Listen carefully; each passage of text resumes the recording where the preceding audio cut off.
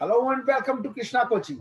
मैं Sachin Goyal, director Krishna coaching. आज आपको करवाने जा रहा हूं legislative powers of president of India का part 2।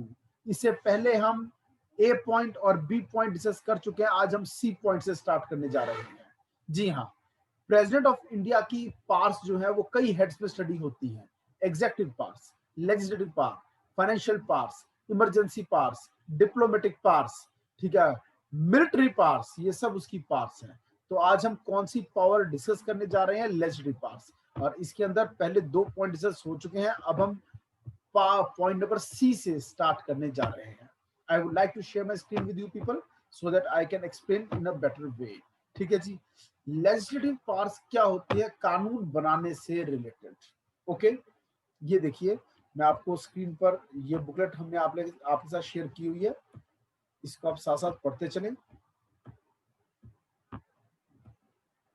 So powers and functions of president आज हम पढ़ने जा रहे हैं। एग्जीक्यूटिव पावर्स में फिनिश कर चुका हूं। आज मुझे पढ़ाना है आपको लेजिस्लेटिव पावर्स। ठीक है, सो हियर वी गो। ये देखिए, आपके सामने पॉइंट आ गया लेजिस्लेटिव पावर्स। क्लियर? इसको हम यहां रखेंगे। Let's start. ये देखिए, हमने ए पॉइंट क्या किया था कि प्रेसिडेंट ऑफ इंडिया जो है वो क्या कर सकता है? वो समन कर सकता है, प्रोरोग कर सकता है। समन करना क्या होता है? पार्लियामेंट के हाउसेस को बुलाना, आओ भाई सेशन शुरू करना है। प्रोरोगेशन, सेशन खत्म हुआ, सभी अपने घर जाओ। मेरा क्वेश्चन आपसे, आप जवाब देंगे, maximum gap between 2 sessions of parliament. Sneha, what can be the maximum gap between 2 sessions of parliament? Not more than 6 months. Very good. Next question. Minimum कितने सेशन एक साल में होने चाहिए? सर 3 सेशंस होते हैं। तो गलत जवाब, 2। सर 2 सेशंस 2 होने चाहिए। कम से कम 2 तो होने चाहिए। होते कितने हैं? 3। सबसे छोटा सेशन कौन सा है? Winter session. सबसे लंबा सेशन कौन सा है? फाइनेंशियल वाला। गलत, बजट। बजट नाम है बजट सेशन। Budget, sorry. ठीक है। सबसे इंपॉर्टेंट सेशन कौन सा है? Sir budget session. Budget session. किस सेशन की शुरुआत में लोकसभा राज्यसभा के मेंबर साथ में बैठते हैं और क्यों बैठते हैं? जल्दी देखते हैं कौन जवाब देगा।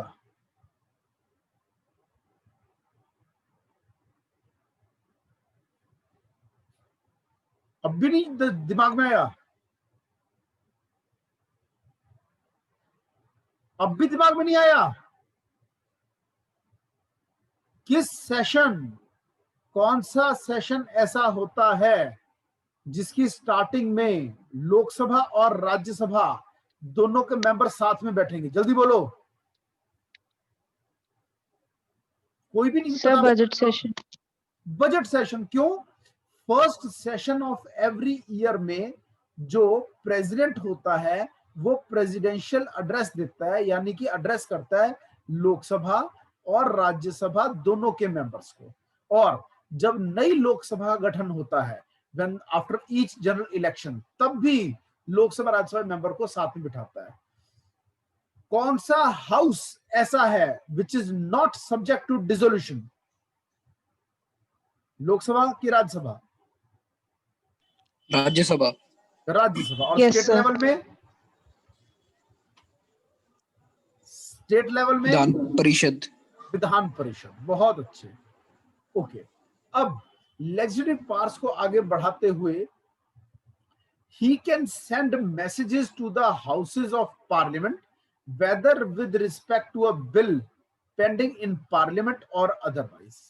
अगर कोई मैसेज देना चाहता है प्रेसिडेंट ऑफ इंडिया लोकसभा को या राज्यसभा को, फिर चाहे वो किसी पेंडिंग बिल को हो, बिल के लिए हो या किसी और पर्पस के लिए हो, तो वो मैसेज भेज सकता है। ये भी उसकी कौन सी पावर है? लेजिस्लेटिव पावर है। दूसरा, अगर स्पीकर अवेलेबल नहीं है लोकसभा में, तो उसकी जगह काम करेगा डिप्टी स्पीकर। लेकिन अगर डिप्टी स्पीकर भी अवेलेबल नहीं है तो प्रिजाइडिंग ऑफिसर कौन होगा और कौन उसे अपॉइंट करेगा? वो प्रेसिडेंट है जो अपॉइंट करता है फिर किसी लोकसभा के मेंबर को, ठीक है, कि ये आदमी आज प्रिसाइड करेगा, क्योंकि ना स्पीकर आज अवेलेबल है ना ही डिप्टी स्पीकर अवेलेबल है। और 10, इसे हम कहते हैं पैनल ऑफ चेयरपर्सन्स, 10 लोगों का पैनल पहले से बनाया हुआ होता है कि कभी स्पीकर डिप्टी स्पीकर दोनों नहीं होंगे तो इस 10 में से किसी को चुना जाएगा। चुनेगा कौन? प्रेसिडेंट। ओके। और उसी तरह से राज्यसभा में भी अगर चेयरमैन और डिप्टी चेयरमैन दोनों के ऑफिस वैकेंट हो जाते हैं, तब भी who will preside over the upper house, that is Rajya Sabha? Answer, president of India will decide. फिर मैंने बताया था कि 12 लोग 12 मेंबर्स नॉमिनेट कर सकता है प्रेसिडेंट। इसको हम हिंदी में कहते हैं मनोनीत कर सकता है। मनोनीत, मनोनीत, समझ में आया? नॉमिनेशन, नॉमिनेशन इंडियन कॉन्स्टिट्यूशन के आर्टिकल 80 क्लॉज 3 में लिखा है कि जो हमारे देश का काउंसिल ऑफ स्टेट्स है, यानी कि जो हमारे देश का अपर हाउस है, जिसको कि हम कॉमनली राज्यसभा कहते हैं, उसके अंदर मैक्सिमम 12 लोगों को नॉमिनेशन के द्वारा लाया जाएगा। और कौन नॉमिनेट करेगा? प्रेसिडेंट। कहां लिखा है? Article 80 clause 3। और ये किस फील्ड से होंगे? Art, science, literature and social service, and social service. Art, science, literature और सोशल सर्विस। और उसी तरह से स्टेट लेवल में भी 171 क्लॉज 5 कहता है कि मैक्सिमम अप्रोक्सीमेटली 1/6 मेंबर्स को गवर्नर नॉमिनेट करता है upper house of state legislature में, यानी कि विधान परिषद में, विधान परिषद में। ठीक है जी। और ये किस फील्ड के होते हैं? यही फील्ड है, art, science, literature, social service plus 1, एक फील्ड एक्स्ट्रा है। वो एक एक्स्ट्रा फील्ड कौन सा है? उस फील्ड का नाम है cooperative movement. Cooperative movement. State level पर जो गवर्नर ये नॉमिनेशन करता है, ये उसकी लेजिस्लेटिव पावर है। और सेंट्रल लेवल पर जो प्रेसिडेंट ये नॉमिनेशन करता है, तो ये उसकी क्या है? उसकी लेजिस्लेटिव पावर है। फील्ड देख लीजिए, art, science, literature and social service. State level पर एक फील्ड ऐड हो जाता है, कोऑपरेटिव मूवमेंट। ओके। और ये है आर्टिकल 80 क्लॉज 3, और स्टेट लेवल का जो है वो है आर्टिकल 171 क्लॉज 5। फिर he can nominate 2 members to the Lok Sabha from Anglo Indian community. ये पॉइंट गलत है। अब ये पॉइंट खत्म हो गया है। 126 कॉन्स्टिट्यूशनल अमेंडमेंट बिल, जिसको हम 104th कॉन्स्टिट्यूशनल अमेंडमेंट एक्ट भी कहते हैं, ठीक है, उसके द्वारा F point is no more. Now there is no scope of any nomination. Clear? In lower house. पहले सेंटर और स्टेट दोनों ही के लोअर हाउस, दोनों के लोअर हाउस में nomination by the head of executive हो सकती थी। ठीक है। अब क्वेश्चन आया है, रजत धवन ने पूछा है, sir why persons from law fraternity can't be nominated? देखिए जी, हम जो लॉ फ्रेटर्निटी वाले लोग हैं ना, ओके, इनका जमावड़ा लगा हुआ है लेजिस्लेचर के अंदर। 70 to 80% people in the Indian politics are from law background. पहले ही जनता परेशान है, ये सारे लॉ वाले देश को चला रहे हैं। आप क्या चाहते हैं, भारत देश में त्राही त्राही हो जाए? रजत जवाब दो। इस देश के जितने भी टॉप पॉलिटिशियंस हैं वो सारे के सारे लॉ फील्ड से हैं। बस इतना काफी है, और आज से नहीं, सदा सदा से यही होता रहा है। चाहे वो महात्मा गांधी हो, पंडित जवाहरलाल नेहरू हो, ठीक है, कोई भी हो, जितने बड़े नेता हैं, बी.आर. अंबेडकर, ये सब एडवोकेट्स थे। ठीक है, कपिल सिब्बल एडवोकेट, सुषमा स्वराज एडवोकेट, ठीक है, अरुण जेटली एडवोकेट। तो 70% of the politicians who are member of parliament are from law background। इससे ज्यादा की जरूरत देश को महसूस नहीं हो रही है। पर फिर भी अगर कोई लॉ फील्ड का आदमी जो समाज के लिए कुछ अच्छा कर रहा है, यानी कि सोशल सर्विस कर रहा है, तो सोशल सर्विस के ग्राउंड पर उसको बना लिया जाएगा क्या? राज्यसभा का मेंबर। ओके, क्या मैं चलूं रजत? समझ में आ गया? जवाब दें। Yes sir. और आगे चलते हैं।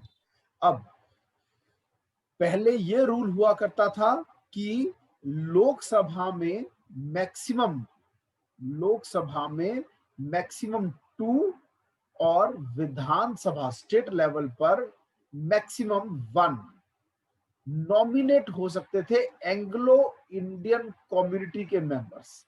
एंग्लो यानी कि ब्रिटिश ओरिजिन, इंडियन यानी भारतीय सिटीजनशिप वाले कम्युनिटी, ठीक है। और इनको भी नॉमिनेट किया जाता था। और कौन नॉमिनेट करता था? लोकसभा वाले 2 मेंबर्स को करता था प्रेसिडेंट, और विधानसभा वाले 1 को करता था गवर्नर। और ये कौन सी पावर थी? लेजिस्लेटिव पावर थी। अब ये खत्म हो गया, क्लियर। और आगे चलते हैं हम नेक्स्ट जी पॉइंट पर आओ। He decides on questions as to disqualifications of members of parliament in consultation with election commission. ठीक है जी, समझिए कि जो हमारा प्रेसिडेंट ऑफ इंडिया है वो इलेक्शन कमीशन की एडवाइस पर काम करते हुए किसी मेंबर ऑफ पार्लियामेंट को डिस्क्वालीफाई भी कर सकता है कि आज से ये एमपी नहीं रहा। मगर ये प्रेसिडेंट की डिस्क्रिशनरी पावर नहीं होती। He is bound to seek the advice and to accept and to act upon the advice of Election Commission of India, ECI। ECI में 3 मेंबर्स होते हैं। सबसे ऊपर चीफ होता है, चीफ इलेक्शन कमिश्नर, उसके नीचे इलेक्शन कमिश्नर 1 और इलेक्शन कमिश्नर 2 होते हैं। तो 3 लोग मिलके वोटिंग से फैसले लेते हैं।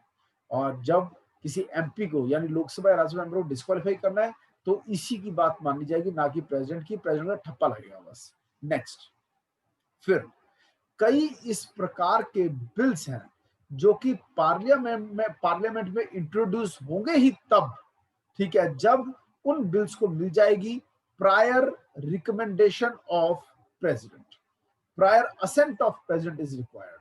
ये कौन कौन से हैं? पहला, आर्टिकल 3 का बिल, यानी alteration of name area boundary of a new state, creation of a new state. या फिर और कौन सा बिल? Charged expenditure. क्या होता है ऐसा ये चार्ज एक्सपेंडिचर? समझिए, अच्छे से समझाता हूं।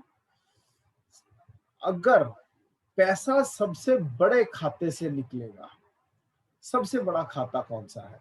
हमारे भारत में जो सरकार के फंड्स हैं सबसे मेन, वो क्या है? पहला फंड है consolidated fund of India. Consolidated fund of India सबसे बड़ा फंड है। इसमें से पैसा 2 फंड में डाला जाता है। जितने भी टैक्स के द्वारा जितना भी पैसा इकट्ठा किया जाता है वो जाता है कंसोलिडेटेड फंड ऑफ इंडिया, और यहां से जाएगा फिर पब्लिक अकाउंट ऑफ इंडिया में। और जाएगा कॉन्टिंजेंसी फंड ऑफ इंडिया में, कॉन्टिंजेंसी फंड ऑफ इंडिया। अब कॉन्टिंजेंसी फंड ऑफ इंडिया जो है ये गुल्लक है, एक दिक्कत आने पर इसमें से पैसा निकाला जाता है for all types of non planned expenditure. Clear? जो बजट में नहीं है, नॉन बजटरी एक्सपेंडिचर्स। और जितने भी बजट वाले एक्सपेंडिचर्स हैं वो सारे इसमें से निकाले जाते हैं, इनके ऊपर वोटिंग होती है। मगर जो डायरेक्ट अगर कोई पैसा इसमें से निकाला जा रहा है, सॉरी, अगर डायरेक्टली पैसा कंसोलिडेटेड फंड ऑफ इंडिया में से निकाला जा रहा है, if any expenditure is directly charged upon, if an expenditure is directly charged upon the CFI, Consolidated Fund of India, the biggest fund, then that expenditure is called charged expenditure. Okay, fine. तो जो पैसा directly इसमें से बाहर जा रहा है उसको हम चार्ज्ड एक्सपेंडिचर कहते हैं, चार्ज्ड एक्सपेंडिचर कहते हैं। और नो वोटिंग, चार्ज एक्सपेंडिचर के ऊपर नो वोटिंग। क्लियर? जैसे कि प्रेसिडेंट की सैलरी, अब अगर प्रेसिडेंट को सैलरी देनी है तो वो देनी है, प्रेसिडेंट की सैलरी, वाइस प्रेसिडेंट की सैलरी, सुप्रीम कोर्ट जजेस की सैलरी, प्रेसिडेंट की, वाइस प्रेसिडेंट की, कैग की, इलेक्शन कमीशन की, ठीक है, सुप्रीम कोर्ट जजेस की, हाई कोर्ट जजेस की, इन सब की सैलरी जो निकलती है कहां से निकलती है? डायरेक्टली बड़े खाते में से, कंसोलिडेटेड फंड में से। इसके ये नॉन वोटेबल होता है। क्लियर? ओके। और अगर कंसोलिडेटेड फंड में से कोई पैसा निकालना है तो पहले आपको साइन लेने पड़ेंगे उस बिल के ऊपर। किससे साइन लेना पड़ेगा? प्रेसिडेंट से। ये सबसे बड़ा फंड है, ठीक है। Prior recommendation permission required. A bill involving expenditure from consolidated fund, अगर कोई ऐसा बिल बन रहा है जिससे डायरेक्टली कंसोलिडेटेड फंड से पैसा निकलना है तो भी prior recommendation of president is required. Clear? अब आता है सबसे मेन पॉइंट और बड़ा पॉइंट। पहले मैं ये बता दूं कि अब जैसे कोविड-19 आया, एकदम से पैसों की जरूरत पड़ गई, तब भी कॉन्टिंजेंसी फंड में से, जी हाँ, बजट में तो ऐसा कुछ था नहीं, उसके बारे में लिखा नहीं था, तो डायरेक्टली कॉन्टिंजेंसी फंड में से फिर पैसा निकाला जा सकता है। इमरजेंसी सिचुएशंस के लिए होता है कॉन्टिंजेंसी फंड। भुज में अर्थक्वेक आया, यहीं से पैसा निकाला, ठीक है जी। ओके, एपिडेमिक्स में पैसा कहां से निकलेगा? कॉन्टिंजेंसी फंड में से निकलेगा। Any other query, any other question? Vanshika, clear है आपके डाउट्स? Yes, sir. चलो मैं आगे, आप पूछ भी सकते हैं। Yes, sir. All clear. If you want to ask some question by speaking, you may. You are most welcome. Okay? Mike on करके सीधा क्वेश्चन पूछो, चल जाएगा। और आगे चलते हैं। फिर हम अगला पॉइंट पकड़ रहे थे, ये सबसे इंपॉर्टेंट डिस्कशन अब करने जा रहे हैं हम। आई पॉइंट, जब एक बिल पास हो गया, लोकसभा से भी पास हो गया और फिर गया वो राज्यसभा और वहां से भी पास हो गया और फिर गया वो प्रेसिडेंट के पास, फिर प्रेसिडेंट क्या क्या करेगा? When a bill is sent to the president after it has been passed by the parliament, parliament यानी दोनों हाउसेस से पास हो गया, अब वो प्रेसिडेंट के पास गया है, तो प्रेसिडेंट क्या करेगा? 3 काम। या तो बोल देगा यस, या फिर विदहोल्ड द असेंट, या फिर अपने असेंट को विदहोल्ड कर देगा, या नो नहीं बोलता, या तो गिविंग द असेंट और विदहोल्डिंग द असेंट, या फिर एक बार वो बिल को वापस भेज सकता है लेजिस्लेचर में फॉर रिकंसिडरेशन। पर ये काम वो मनी बिल के साथ नहीं कर सकता, केवल नॉन मनी बिल को ही वो रिकंसिडर के लिए रीसेंड टू द लेजिस्लेचर कर सकता है। इसी को हम कहते हैं suspensive veto, suspensive veto power. ना नहीं बोला लेकिन इनडायरेक्टली ना कर दिया, कैसे? डिले कर दिया और वो फिर से वापस चला गया। लेकिन अगर ये थर्ड काम किया और एक बार फिर से पास हो गया तो अब बाउंड है, उसको साइन करना पड़ेगा। If the bill is passed again, if the bill is passed again by parliament, फिर चाहे विदाउट अमेंडमेंट हुआ है चाहे विद अमेंडमेंट हुआ है, तो president has to give his assent to the bill. अब तो उसको असेंट देना पड़ेगा, अब president bound to give the assent हो गया। क्लियर? और आगे चलते हैं हम। ये देखिए, ये समझ में आ गया आपको? अभी मुझे यहीं पर आपको थोड़ा समझा देना चाहिए वीटो पावर्स के बारे में। वीटो पावर क्या है वैसे बाद में कराऊंगा, चलो ब्रीफ बता देता हूं। 4 प्रकार के वीटो होते हैं। Absolute veto, qualified veto, suspensive veto और आखिरी होता है कौन सा वीटो? ठीक है, एब्सोल्यूट वीटो, क्वालिफाइड और फिर है पॉकेट वीटो। अगर प्रेसिडेंट ऑफ इंडिया रिकंसिडर करने के लिए भेज देता है तो वो थोड़े टाइम के लिए सस्पेंड कर देता है उस बिल को, इसलिए इसको सस्पेंसिव वीटो कहते हैं। सरेआम नो बोल देना, सरेआम नो बोल दिया, लोकसभा राज्यसभा ने यस बोला है पर प्रेसिडेंट नो बोल दे, ये है एब्सोल्यूट वीटो। इंडियन प्रेसिडेंट के पास ये नहीं है, बड़ी लिमिटेड वे में ये है। क्वालिफाइड वीटो क्या होता है? एक्स्ट्रा क्वालिफिकेशन ऐड करना कि इसी बिल को दोबारा पास करो but now with special majority, then I will sign it. USA का प्रेसिडेंट ये काम कर सकता है, इंडियन प्रेसिडेंट नहीं कर सकता। भारत में qualified veto, adding a qualification before signing, ऐसा कुछ है ही नहीं कॉन्स्टिट्यूशन में। पॉकेट वीटो क्या है? Neither saying yes nor saying no, कुछ भी नहीं आप बोलना, ना यस ना नो, उसे हम कहते हैं pocket veto. Withholding the assent भी कह सकते हैं इसको। ठीक है, नो नहीं बोला पर यस भी नहीं बोला। और आगे चलते हैं। अब स्टेट लेवल पर अगर कोई बिल पास होगा तो when a bill passed by state legislature is reserved by the governor, governor चाहे तो एक बिल को रिजर्व कर सकता है कि मान लो विधानसभा ने पास कर दिया, फिर गया विधान परिषद, वहां रिजेक्ट, वहां भी पास हो गया, सॉरी वहां भी पास हो गया, ठीक है वहां भी पास हो गया, फिर गया गवर्नर के पास, गवर्नर ने इसको कर दिया रिजर्व और किसके पास भेज दिया? प्रेसिडेंट के पास, कि प्रेसिडेंट बोलेगा तो साइन करूंगा। क्लियर? और प्रेसिडेंट ऑफ इंडिया जब उसके पास ये बिल आया, ठीक है, प्रेसिडेंट ऑफ इंडिया के पास जब ये बिल आया तो प्रेसिडेंट क्या कर सकता है? अगर ये बिल नॉन मनी बिल है, क्योंकि नॉन मनी बिल में ये काम हो सकता है, तो एब्सोल्यूट वीटो एक्सरसाइज कर सकता है। और कैसे मना करेगा? देखिए when a bill passed by state legislature is reserved by governor for consideration of president, तो प्रेसिडेंट क्या कर सकता है? यस बोल सकता है, नो तो नहीं बोलता, withholding the assent no के बराबर होता है। या फिर गवर्नर को कह सकता है to return the bill to the state legislature if that bill is not a money bill. ठीक है, direct the governor to return the bill, ठीक है, for reconsideration of the state legislature. It should be noted that he is not obligatory for the, it is not obligatory for the president to give his assent even if the bill is again passed by state legislature and sent again to him for consideration. अब समझो ध्यान से, इसको अच्छे समझाता हूं।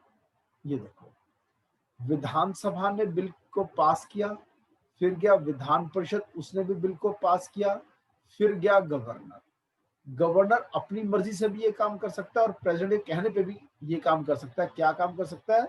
Reserve कर देगा बिल को, reserve the bill for president, कि जो प्रेसिडेंट चाहेगा वो होगा। और स्टेट के बिल को सेंटर में भेज दिया। लेकिन ये कब होगा? अगर ये बिल नॉन मनी बिल है। क्लियर? और जैसे ये बिल रिजर्व हो गया, फिर ये जाएगा प्रेसिडेंट के पास।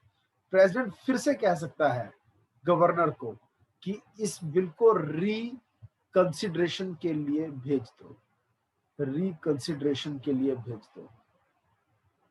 और फिर से ये गया विधानसभा, पास हुआ, फिर से गया विधान परिषद और वहां भी पास हुआ, और फिर उसके बाद फिर से आया गवर्नर के पास, फिर से उसने भेज दिया प्रेसिडेंट के पास। अब प्रेसिडेंट की मर्जी है, अगर वो साइन ना भी करे तो चलेगा। सेंटर का बिल 2 बार पास हो जाए तो साइन करना पड़ेगा। स्टेट का बिल अगर 2 बार भी पास हो गया तो कोई मजबूरी नहीं है कि प्रेसिडेंट को साइन करना पड़े। इसको state level non money bill पर एब्सोल्यूट वीटो एक्सरसाइज करना कहते हैं। ये 2 बार और समझाऊंगा, फिर फंडा क्लियर हो जाएगा। क्लियर? रिपीट करूंगा थोड़े टाइम के बाद। अभी कोई क्वेश्चन पूछना है तो आप पूछो, एनी क्वेश्चन। ये समझ में आ गया? No, sir. नहीं आया? Yes, sir. सबको आ गया पहली No, बार sir. No doubt. Understood. No doubt, Yes, understood. sir. Sneha आ गया? Yes, sir. पक्का? Yes, sir. परवाज आ गया? यस सर, अच्छी तरह आ गया। कुलजिंदर? Yes, sir. चलो मैं आगे। चलो थोड़ा टेक्निकल है, एक बार दोबारा करेंगे फिर आ जाएगा और अच्छे से आ जाएगा। चलो आगे चलते हैं। अगला देखिए, ये मैं पहले भी पॉइंट बता चुका हूं। ही कैन प्रोमुलगेट, इस वर्ड की स्पेलिंग भी देखना, PROMULGAT। He can promulgate an ordinance. ये क्या होता है? प्रोमुलगेशन। प्रोमुलगेशन क्या होता है? ऑर्डिनेंस लागू करना, टेम्परेरी लॉ बनाना। जब पार्लियामेंट सेशन में ना हो, ठीक है, और अर्जेंट नीड ऑफ लॉ हो, तो ऑर्डिनेंस बनेगा। वो एक टेम्परेरी लॉ होता है और it has to be approved by parliament within 6 weeks from its reassembly. Parliament के सेशन में आने के 6 हफ्ते के अंदर अंदर अगर वो पास नहीं हुआ तो ऑटोमेटिकली खत्म हो जाएगा। हाँ, उससे पहले भी पार्लियामेंट चाहे तो विथड्रॉ कर सकती है, प्रेसिडेंट चाहे तो विथड्रॉ कर सकता है क्या? ऑर्डिनेंस को। पार्लियामेंट के सेशन में आने से पहले भी प्रेसिडेंट वापस ले सकता है अपना इशू किया हुआ ऑर्डिनेंस। ये क्या है समझो ध्यान से। अब मैं बात कर रहा हूं ऑर्डिनेंस की। Excuse me, sir. क्वेश्चन पूछो। Sir, is there any validity like for how much time this would be valid? These ordinances. Repeat करना, रिपीट कर question. Sir, I'm asking like, is there any validity like for how much time these ordinances are valid?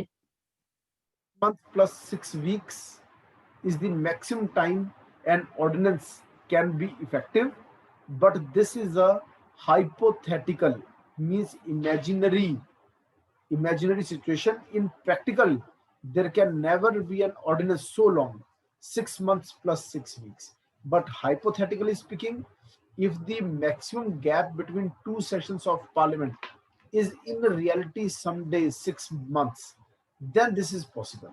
मैं समझा रहा हूं, इसी point का आपको question जवाब दूंगा। ऑर्डिनेंस जो प्रोमुलगेट करता है प्रेसिडेंट करता है अंडर आर्टिकल 123, गवर्नर करता है अंडर आर्टिकल 213, और 2 कंडीशंस फुलफिल होने पर ही, जब तक ये 2 कंडीशंस फुलफिल नहीं होंगी तब तक ऑर्डिनेंस प्रोमुलगेट नहीं हो सकता। और ये 2 कंडीशंस कौन सी हैं? पहला, parliament not in session, parliament not in session.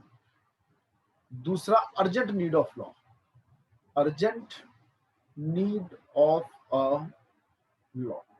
अगर ये 2 कंडीशन फुलफिल है, जैसे मैंने पहले भी लेक्चर में एग्जांपल दिया कि दिल्ली गैंगरेप केस होने के बाद एकदम सरकार टेंशन में आ गई और उन्हें अफरा तफरी में लॉ बनाना पड़ा। तो कौन सा लॉ बना था? 2013 का 2013 क्रिमिनल लॉ अमेंडमेंट ऑर्डिनेंस। बाद में जब पार्लियामेंट सेशन में आई तो उन्होंने उसको वोटिंग करके पास किया और वो ऑर्डिनेंस बन गया एक्ट। क्लियर? अब अगला रूल ये है, एज सून एज, जैसे ही parliament comes in session, parliament comes in session, जैसे ही सत्र शुरू होगा, यानी पार्लियामेंट री असेंबल्स, जैसे ही पार्लियामेंट री असेंबल होगी तो क्या होगा, वो कंसीडर करेगी, क्या कंसीडर करेगी, ऑर्डिनेंस जो पीछे से बना है, टेम्परेरी लॉ जो बना है, और फिर अगर तो उसने पास कर दिया तो वो एक्ट बन जाएगा, अगर रिजेक्ट किया तो वो खत्म हो जाएगा, एंड हो जाएगा, और अगर ना पास किया ना रिजेक्ट किया तो क्या होगा, जिस दिन रीअसेंबल हुई है उसके 6 हफ्ते के बाद, यानी 6 वीक्स क्या होता है, 1.5 महीना, 1.5 मंथ, वो खत्म हो जाएगा, ऑर्डिनेंस खत्म हो जाएगा। और maximum gap between 2 sessions of parliament is 6 months, so maximum life of an ordinance is 6 months plus 6 weeks. Any question? Question आया है, स्नेहा ने पूछा, No, sir. Sir at the time of emergency can president make any law individually? ये individually word जो आपने लगा दिया ना, वो काम खराब हो गया। इंडिविजुअली तो ऑर्डिनेंस भी प्रोमुलगेट नहीं कर सकता, ordinance for everything he depends upon the PM and Council of Ministers. जो ये ऑर्डिनेंस की बात भी हम कर रहे हैं, इसमें भी इंडिविजुअली कुछ नहीं कर रहा हूं, उसकी बहुत ही, प्राइम मिनिस्टर ऑफ इंडिया की बहुत ही लिमिटेड पावर्स हैं जो वो इंडिविजुअली एक्सरसाइज कर सकता है। Almost everywhere president is bound to act on the advice of prime minister and council of ministers. Clear? फिर से आगे चलते हैं। He can promulgate ordinances when the parliament is not in session. These ordinances must be approved by parliament within 6 weeks of its reassembly.